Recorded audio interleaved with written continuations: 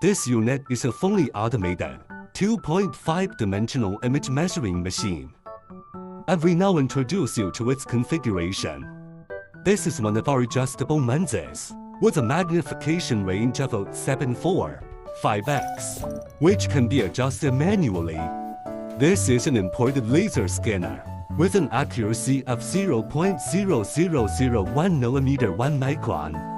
Our machine consists of a platform, which is marble, and the X and Y axis, including the Z axis, are made of marble. Many counterparts in the market use cast iron countertops and dyed in marble color to confuse the customer.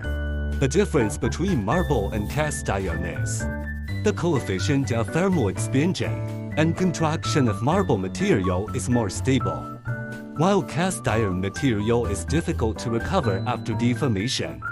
The cast iron machine table is deformed after 2 years of use, while the marble machine table will not be deformed, even if it is used for more than 10 years. The main difference between fully automated models and manual models is that fully automated models are able to perform full batch inspections, whereas manual models are usually only able to perform random inspections. If a customer has sufficient budget, it is recommended to choose a fully automatic model.